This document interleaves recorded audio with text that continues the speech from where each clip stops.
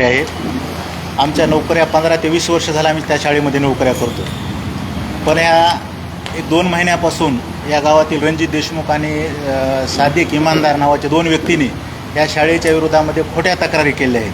त्या खोट्या तक्रारीमध्ये आम्हाला त्यांनी खूप बदनाम केलेलं आहे.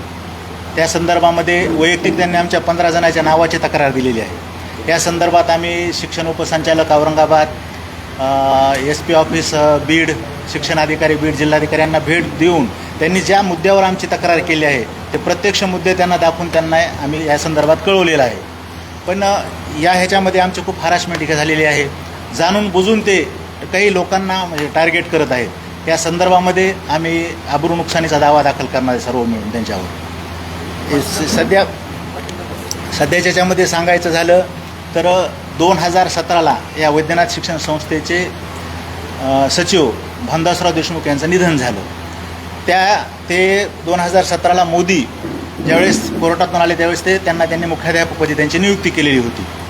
मुख्याध्यापकपदी नियुक्ती झाल्याच्यानंतर 2017ला सचिव वारले. 2019ला मोदी सेवानिवृत्त झाले. सेवानिवृत्त झाल्याच्यानंतर शाळेमध्ये मॅनेजमेंट कसली शिल्लक राहिली नाही. मॅनेजमेंट नसल्यामुळं आणि शाळेला बंधुनामावली नसल्यामुळं शाळेचे सेवाज्येष्ठता यादी नाही, शाळेचा मुख्याध्यापक नाही. कारण शाळेतल्या वादग्रस्त या गोष्टीमुळं माननीय तत्कालीन शिक्षणाधिकारी यांनी BOला स्वाक्षरीचे अधिकार प्रदान केलेले आहेत. आता हे सर्व कर्मचारी ज्यावेळेस म्हणजे शालार्थ प्रणाली चालू झाली पूर्ण महाराष्ट्रामध्ये, त्यावेळेस जे शालार्थ प्रणालीचं पहिलं बिल आहे या पहिल्या बिलामध्ये या सर्व लोकांची नावं आहेत. हे यांनी पहिलं बिल शाळेचं उचललं. ज्यावेळेस 60 कर्मचारी होते त्यावेळेस 2013-14मध्ये, त्यावेळेस ह्या सर्व लोकांचं त्या बिलामध्ये नाव आहे. हे सर्व असताना या शिक्षकासोबत ज्या शिक्षकांच्या मान्यता झाल्या एकाच मान्यतेवर जवळजवळ 10-15 जणांचे नाव आहेत. पण याच्यापैकी 7 लोक बोगस आहेत किंवा खोटे आहेत आणि 7-8 लोक मग चांगले आहेत. मग ह्या शिक्षकांना धमकावणं, ह्यांच्याकडून काहीतरी अपेक्षा करणं आणि हे ज्या मोदीच्या नावानं हे तक्रार करले की मोदीनं अशा पद्धतीची माहिती दिली. या मोदीनं ज्यावेळेस 2017ला मुख्याध्यापक झाला हा मोदी, 2017 मोदी NP 2017ला ज्यावेळेस तो मुख्याध्यापक झाला तत्कालीन सचिव भानदासराव देशमुख यांनी न्यायालयाच्या आदेशानुसार त्यांना मुख्याध्यापक केलं. 2019ला ज्यावेळेस म्हणजे अतिरिक्त हे निघालं त्यावेळेस आमच्यापैकी काही जण अतिरिक्त झाले. मात्र काही जणांचं समायोजन झालं, काही जणांचं समायोजन झालं नाही. आता आयुक्ताच्या निर्णयानुसार ज्यांचं समायोजन झालेलं नाही त्यांचं वेतन हे मूळ आस्थापना म्हणजे त्यांच्या मूळ शाळेतून काढण्याचा नियम आहे. त्याप्रमाणे आमच्यापैकी काही लोक मूळ शाळेत आलो, आमचं वेतन सुरळीत चालू आहे. मात्र मोदीनं त्यावेळेस प्रत्येकाला बोलून घेणं काहीतरी मला द्या, कारण सचिवाचं निधन झाल्याच्यानंतर शाळेमध्ये अधिकृत माणूस कुणीच राहिला नाही बॉडीतला. मग त्यानं कुणाला बोलून घेणे, काहीतरी चिरीमिरीची अपेक्षा करणे, एखाद्यानं नाही म्हणलं तर मग त्याला करणे. त्याच्यापैकी 2018ला मला वाटतं मला सुद्धा त्यानं सेवा समाप्त केलं. मला कटारे सर असे 5-6 जण होतो आम्ही सेवा समाप्त. आम्ही त्यावेळेस तत्कालीन शिक्षणाधिकारी भगवान सोनवणे यांच्याकडे दाद मागितली आणि त्यांनी सांगितलं की कुठल्याही मुख्याध्यापकाला एखाद्या शिक्षकाला काढून टाकण्याचे अधिकार नाहीत. तशा पद्धतीने त्यांना पत्र दिलं. त्यांना आम्हाला जॉईन करून घेतलं आणि त्यांनाही वेतन काढलं. पण मोदीनं जी तक्रार दिली त्या तक्रारीमध्ये तो म्हणतो की मी शाळेत असताना आम्ही मुख्याध्यापक असताना कार्यरत नव्हते, पण ॲक्च्युअल तो मुख्याध्यापक असतानाच आमचे वेतन काढलेले आहे. दुसरी गोष्ट, प्रत्येक शिक्षकाला बोलून घेणं, टार्गेट करणं, मला इतके पैसे द्या, मला इतके पैसे द्या, नाही तर मी तुम्हाला काढतो. आता मॅनेजमध्ये कुणीच नाही, मीच तुमचा मालक आहे, संस्थाच आता माझी आहे, अशा पद्धतीचं धमकावणं. आता महिलांची संख्या जास्त असल्यामुळं थोडं घाबरणं पेरणं असा प्रकार होऊ लागला त्यावेळेस. मग काही जणांनी दिले त्यांना सुरळीत व्यवस्थित ठेवलं आणि ज्यांनी त्याला म्हणजे विरोध केला या गोष्टीला त्याच्या बाबतीत मग त्याच्या प्रकरणात आमच्यापैकी काही शिक्षकांनी काय केलं, लाच ह्याच्याकडं ही तक्रार दिली आम्ही आणि त्याच्यामध्ये त्याला अडकलं. 1.5 लाखाची लाच घेताना तो पकडला. पेपरात ही रिपोर्टरला परळीत मोदी 1.5 लाखाची त्याला पकडला त्यानं. आणि ही त्याची द्वेष भावना ठेवून त्याच्यानंतर त्यानं काय केलं, मग असं काहीतरी जिल्हा परिषदला खोटे तक्रार देणं आणि त्याचे आता हे 2 शिष्य झालेत, इनामदार आणि रणजित देशमुख. शाळेचा ह्या दोन्हीशी कसलाही संबंध नाही. शाळा ही ट्रस्ट आहे, ती काही बापदादाची प्रॉपर्टी नाही कुणाच्या. माझा बाप ही होता म्हणून माझा लेख होणार, माझा नातू होणार असं काहीच नाही. ह्या ट्रस्टमध्ये जे नियमानं होईल, जे कायद्यानं आहे ते होत असते. आज रोजी या संस्थेमध्ये कुणीच नाही, सेवा ज्येष्ठता यादी नाही, शाळेचा मुख्याध्यापक नाही, बिंदू नामावली नाही, याच्यामुळे समायोजन करणे शक्य नाही. ह्या गोष्टी आहेत. पण हे द्वेष भावनेतून काही लोकांना टार्गेट करणं, माझं म्हणणं आहे की तुम्हाला जर समजा खरंच शाळेचं हित आहे ना, जे 2010, 11, 12, 13 लागले सर्वच लोक बोगस म्हणा ना तुम्ही. एका कागदावर येणाऱ्या 10 लोकांपैकी तुम्ही 7 जणांना बोगस म्हणतात आणि 6 जण धुतलेल्या तांदळासारखे म्हणतात. म्हणजे काय आहे हे? कुठला कायदा आहे? ते योग्य नाही असलं बोलणं किंवा शिक्षकांना टार्गेट करणं. आणि याला आम्ही कदरून आम्ही सर्व ठिकाणी दाद मागितलेली आहे. आम्ही यांच्या विरोधात तात्काळ आता 5 कोटी रुपयाचं आबरू नुकसानीचा दावा टाकणार आहेत. आणि पालकमंत्री अजितदादा पवार, शिक्षण मंत्री दादा भुसे साहेब आणि मुख्यमंत्र्यांची आम्ही भेट घेणार आहेत. यापूर्वी आम्ही मान्य शिक्षण उपसंचालक छत्रपती संभाजीनगर, मान्य शिक्षण अधिकारी जिल्हा परिषद Beed, SP office Beed, collector office Beed या चौघांना आम्ही निवेदन देऊन प्रत्यक्ष भेटलेलं आहे. त्यांनी मध्यंतरी काहीतरी पेपरला बातमी आली की त्यांनी SIT लावली. अधीक्षकांना भेटलो, ते म्हणले माझ्या हातातच नाही म्हणले SIT लावायची, तुमचं युनिट आणि आमच्या युनिटचा काहीच संबंध नाही म्हणले. तुम्ही आता एवढ्याच जे थकबाकी काही असेल ना झाल्यामुळे काय आहे का थकबाकी? काहीच नाही सर. एक ज्या वेळेस शालार्थ प्रणाली चालू झाली त्यावेळेस जर तुम्ही वेतन घेत असताल तर तुमचा थकीत वेतनाचा प्रश्न येतो कुठं? 2014चं बिल विचारतो. हा, पुन्हा अजून मागच्या 5 वर्षात ह्या शाळेमध्ये एकही कुणाची लीव पडली नाही असे त्यांचा आरोप आहे. तुम्ही मास्टर बघा, शाळेत जी नाही उपमुख्याध्यापक कारभार पाहतात. होऊ शकतं का? असं कसं शक्य? असं कसं शक्य मागच्या आहे? वर्षीचं मास्टर तुम्ही बघू शकता. कधीचे मास्टर बघा तुम्ही, तुम्हाला दिसतील रजा. आता काही लोक कसे आहेत, काही लोक काय करतात, येतात रजा टाकली तर त्याच्यावर सही करतात. त्याला काय मारायचं काय? उपमुख्याध्यापकांना त्या नाही त्याला आरेरावी करतील. आमच्याकडे थम्सवर पण आहे. हा, त्यांचं फक्त स्वाक्षरीचे आहे. नाही त्याचा काही त्याचा काय संबंध आहे आमच्या ह्याच्यात? आमच्या 10 शिक्षकाला मान्यता कशी काय मिळाली? नाही किती देऊ शकते? किती देऊ शकते सर? ते जिल्हा परिषदचा प्रश्न आहे. संस्थेनं समजा इथून तुमचे 20 प्रस्ताव पाठवले, प्रत्येक प्रस्तावाची छाननी करून ते त्यांना मान्यता देऊ शकतात. एखाद्या दिवशी समजा काही लोड नसेल 10 देऊ शकतात, 20 देऊ शकतात. एखाद्या दिवशी तर देऊ बी शकत नाहीत. असे प्रलंबित प्रकरण असतात ना. प्रलंबित काय?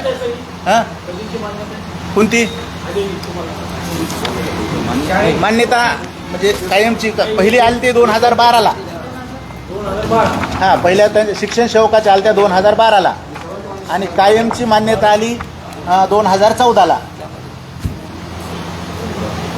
आता 2014 पासून तुमच्या शाळेतला एकही शिक्षक कुठं समावेश झाला नाही? झालेत ना शिक्षक, झालेत.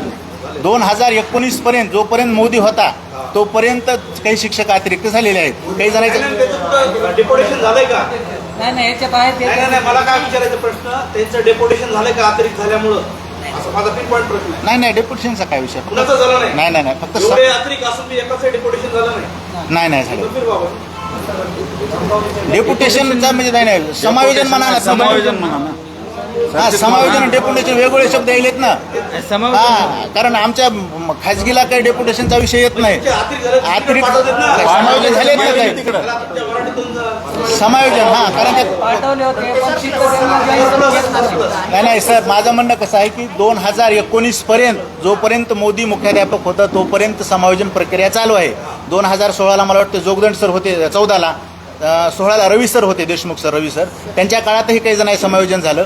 त्याच्यानंतर मोदी सरांच्या काळातही काही जणांचं समायोजन झालं आणि आदोडे सरच्या काळातही काही जणांचं समायोजन झालं. आता मोदी सरांच्या काळामध्ये 17 लोकांचं समायोजन झालं. त्याच्यापैकी मला वाटतं 5-6 शिक्षकांचं म्हणजे हे झालं, अतिरिक्त झालं, ते समायोजन झालं 7 लोकांचं. आणि 10 लोकांना माननीय आयुक्ताच्या आदेशानुसार मूळ आस्थापनावर त्यांना परत पाठवलं. त्याच्यानं त्यांना जॉईन करून नाही घेतल्यास त्याचा नियमच आहे ते की तुम्ही मूळ आस्थापनावर जातात म्हणून. बरं, हे तक्रार देणारे 2 व्यक्ती आहेत, त्यांनी पैसे मागितले म्हणून काय आपल्याकडे पुरावे येतात? पैसे मागितले कोणाला? नाही, आता काही जणांचं कसं असं ओरली धमक्या देणं, इनडायरेक्टली माणसं घालणं, बघा मी ह्याचं मॅनेज करायलोय, तुमच्या नोकऱ्या घाली. बाकीच्यांचे नाव येतं, त्यांचे नाव येत नाही म्हणले त्यांनी दिलेलेच असतील ना पैसे. त्यांचे नाव का नाही आले? शहरामध्ये आणखी एक चर्चा आहे की आपल्या संस्थेवर नोकरी करायची असेल तर 25 लाख रुपये रेट आहे. हा आरोप चर्चेला जात आहे आणि चर्चा शहरात होत आहे. काही शिक्षकांनी 10 लाख देत, काही 15 लाख देत, काही द्यायची बाकी आहे असा आरोप केला. त्याबद्दल काय सांगा? या संस्थेमध्ये सर आज रोजी मॅनेजमेंट नाही आणि नोकरी लावणं हा मॅनेजमेंटचा विषय आहे. नोकरी लावणं हा कुठल्या शिक्षकाचा अगर कुठल्या ह्याचा संबंध नाही शाळेचा. मॅनेजमेंटच नाही तर पैसे मागणार कोण आणि नोकरी लावणार कोण? प्रशासक नेमला आहे हां त्याला देखील यामध्ये ना प्रशासकही आमच्याकडे नाही सर. आर्थिक गैरव्यवहार केला आहे. नाही, नाही. अशा स्वरूपाची तक्रार प्रशासकच नाही.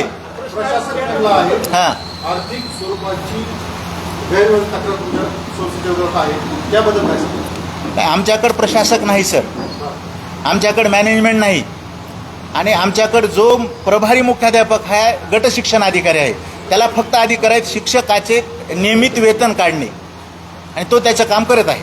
तुमच्या संस्थेमध्ये आणखी एक गडबड आणि घोटाळा दिसतोय. हां आपले शिक्षक कधीच कुठं रजेवर जात नाहीत का? हां तुमच्या शाळेचा मुख्याध्यापक हा 5 वर्षापासून नाही, हां मग हे चालतंय कसं? नाही, शाळेला मुख्याध्यापक नाही त्याचं कारण तुम्हाला मी सांगितलं. सेवा ज्येष्ठता यादी नाही, बिंदू नामावली नाही, मॅनेजमेंट नाही. सेवा ज्येष्ठता यादी नसेल तर कोण सिनियर ते आपण ठरवू शकत नाहीत, कारण तो ठरवण्याचा अधिकार हा मॅनेजमेंटचा आहे.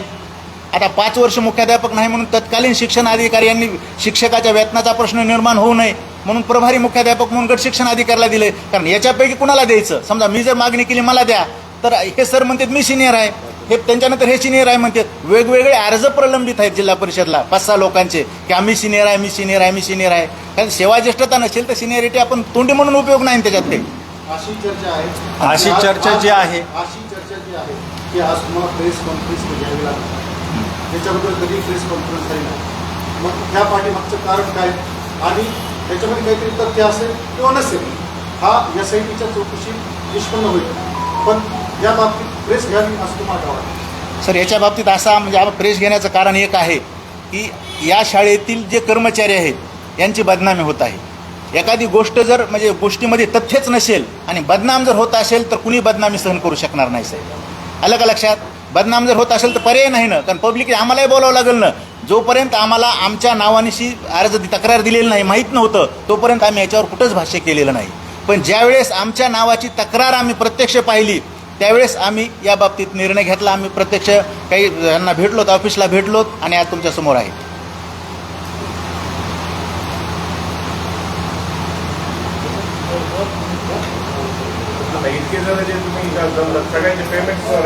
राईट टाईम आहे.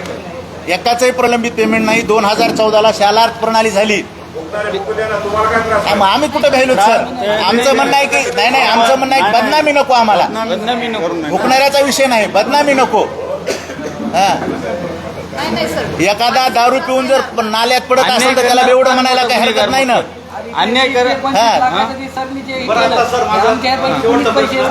आता त्यांनी तर बदनामी केली, हां मग आता तुम्ही सर्व एवढे एकत्र येऊन त्या बदनामीला प्रत्युत्तर देत आहेत, तुमचे नाव आम्ही छापावेत का? हो छापून द्या सर, बिंदा छापून द्या, काय अडचण नाही. कारण आमच्या एका सर आमच्या नावानिशी तक्रार आहे नाव सांगा सगळ्यांना. आणि कालचं त्याच्यावर दिलं आहे सर नाव आहे त्याच्यावर. नावं दिलीत सर त्याची. काय आहे, एक म्हण आहे, डर नाही त्याला डर कशाला. हा. मग आता फक्त आपल्या वाटेला जर एखादं भुंकणारं कुत्रं येत असेल तर त्याला अनमार करून हाकलून देणं आपलं कर्तव्य आहे. आणि ती भूमिका आज आम्ही घेतली.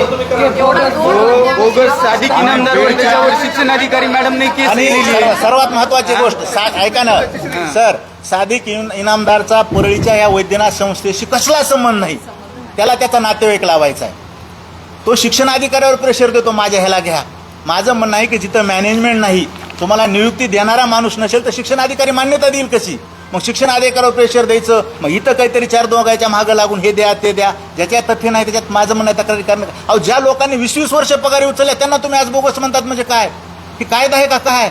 उद्या कुणीही कुणाला नाव बोट काही ठेवील. ऐकून घ्यायचं का आपण? ते मर्यादा आहेत ना, आपल्यालाही मर्यादा आहेत ना सर. जोपर्यंत आम्हाला कळालं नाही की आमचं नाव नाही तोपर्यंत आम्ही बोललो नाही. हे प्रकरण 5-6 महिन्यापासून चालू आहे. SIT लावणार तर आम्हाला माहिती आहे. आम्ही आता MSc BEd केले मी विद्यापीठात. SIT कोण लावितंय, कधी लावतं, एवढे अज्ञान आहेत का काय आम्ही? बीडच्या जिल्हा म्हणजे SP साहेबांकडं अधीक्षक बीड यांच्यासोबत फोटो जोडून पेपरला दिला. हे आम्ही त्यांना दाखवलं तर ते म्हणले माझ्यासोबत जोडलेला हा फोटो ही व्यक्ती माझ्याकडे आलाही नाही. बाहेरूनच ते फोटो काढला. तर तुम्ही शिक्षक आहेत म्हणून इतक्या जणांना एकत्रित मी बोलवलं. SP ऑफिसमध्ये तेवढं रिस्पेक्ट करत नाहीत, पण शिक्षक आहेत या नात्यानं बोलवलं. खरं तर कारवाई व्हायला पाहिजे म्हणले या व्यक्तीवर, पण आता तुम्हीच कारवाई करा इथपर्यंत आम्हाला त्यांनी आश्वासन दिलं. परळी पोलीस स्टेशनला फोन करून सांगितलं की तुम्ही ह्या शिक्षकांवर होणारे अन्याय थांबवा. काय प्रश्न? काय प्रश्न? हा? कुणाला म्हणजे प्रश्न? प्रत्येक शिक्षकांनाच बोलणार, एकेकाला असा बोलून घेतो तू चोर आहेस, तू कैकी आहेस. हा कोण? कधी दररोज येतात ते, दररोज इंटरव्ह्यूच्या नंतर ना दररोज शाळेत कुणाला तरी एकाला बोलून घ्यायचं, चहा आमच्या पाच, व्यतिरिक्त कोणाला विचारा. मी असा आहे, मी तसा आहे, तुला घालवतो, तू बोगस आहेस, असं बोलणं काही करायचे. देणार. हा? ते का आता ही तक्रार द्यायची, आमची तक्रार द्यायला तक्रार नाही. द्यायची ना. आणि सारखे बातमी येण्याने आम्हाला मानसिक त्रास होतो ना सर. आम्हाला लोक फोन करून म्हणतात तुमची बातमी आली, तुमचं नाव आलं. तुमचं काय चाललंय? तुमचं काय तर चाललंय? त्या दिवशी ते SIT जिल्ह्यातून फोन आले आम्हाला, जिल्ह्यातून फोन आले, काय म्हणले तुमच्या शाळेचं काय? अक्षरशः काय चाललंय? म्हणजे सगळं सुरळीत असताना आपण बरं, शाळेला परिणाम व्हायला लागला ना, त्याच्या विद्यार्थी संख्येवर परिणाम होतो. ह्या जी गोष्टी तुम्ही आता प्रश्न उपस्थित केला समायोजनाचा, हेच असल्याच काहीतरी गोष्टी घडलेल्या असतात. हे disturb करतात. म्हणजे पालकांच्या हस्ते का मुलांना वगैरे आणि ते स्टार्टिंग किनाऱ्यावर 2 दिवस अगोदर केस झाला, हा. त्यानंतरच तुम्ही प्रेस कॉन्फरन्स करतात, त्या अगोदर का केलं? नाही, आम्हाला आम्हाला माहित नव्हतं 3 ना, आमची दिवसापूर्वी नावं- कळालं की त्यांना आमच्या नावाची तक्रार दिली म्हणून. आम्हाला नाव माहिती आम्हाला नव्हतं. ज्यावेळेस तक्रार दिली म्हणून कळालं त्याच वेळेस आम्ही त्याच्या विरोधात हे घेतलेलं असं, नाहीतर अगोदर नाही. कारण नाव शाळेच्या नावाने दिली म्हणजे शाळेत आज 60 लोक आहेत ना, 60 लोकही बदनाम आहेत ना, ज्या थोडंच एकटा मी कुठे बदनाम आहे. पण ज्यावेळेस त्यानं वैयक्तिक माझ्या नावानं, तर माझ्यासोबत ज्या 15 लोकांच्या नावानं तक्रार दिली, त्याच्यानंतर आम्ही ॲक्शन घेतलेली.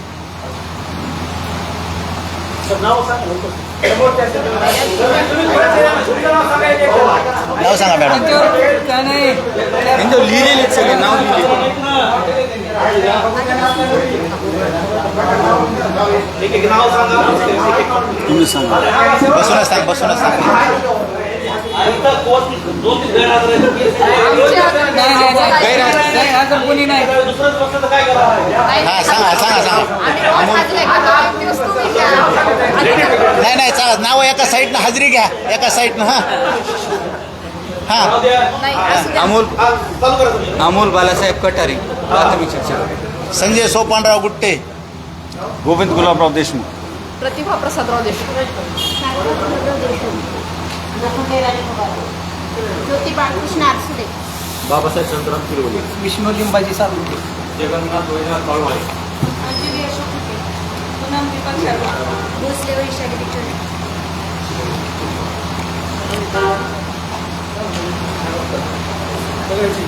नाही नाही ते बरोबर. बाबा बाबा रोहित सांग ना नाव. बाहेर गेला. एक रोहित काळे एक आहे. ते आमच्या नाही. पिरियडमधून दिसलं. नाही नाही आम्ही या वर्षीच्या नाही नाही सर, शिक्षकामध्ये एवढा प्रामाणिकपणा आहे, आपलं काम पूर्ण करतातच ते. नाही नाही तुम्हीच पत्रकारांनी परदिवशीच्या दिंडीची वाहवा केली आणि दुसऱ्या दिवशी त्यांनी पेपरला SITची बातमी लावली. मग विचार करा, आम्ही का गप्प ते बसावं? बोगस म्हणाले त्यांनी शाळा चालत हा? नाही. आम्ही एक दिवस जाणार आहे होते शाळा चालत नाही. जे बोगस म्हणाले ते शाळा चालत नाही. Sir 1 minute. हा, त्या दिवशी आम्ही ती दिंडी काढली, त्या दिवशी तुम्हीच पत्रकारांनी वाहवा केली आणि दुसऱ्या दिवशी त्याच पत्रकारांनी SITची बातमी लावली. मग मला सांगा, आम्ही का अन्याय सहन करायचा? आणि विशेष गोष्ट म्हणजे हा? नाही नाही हो, तुम्ही वाहवा केली ना, ते सांगायलोत ना आम्ही. हा? मग प्रेस नोट आली की लावतो आम्ही. हा हा नाही, शहानिशा. आम्ही अन्याय त्यांचा बद्दल तुम्ही म्हणले ना, प्रेस नोट काय घेतली तुम्ही? हो बरोबर. हे आमच्याकडे आलं तर लावावं लागेल. तुमचं म्हणणं देखील आम्ही मांडू. हा बरोबर. अगदी बरोबर आहे, पण तरी शहानिशा करून बोला, बातमी देणं, बोला, हे आपलं बोला. कर्तव्य आहे. आणि प्रामाणिकपणे अध्यापन करणं हे आमचं कर्तव्य आहे. आणि याचा बोला, नमुना म्हणून सरांना बोला माहिती. एकदा, उठा. सरांनी 3 दिवस माझे सहकार्य होते. तसं काय सांग. गुटखा अध्यापक नाही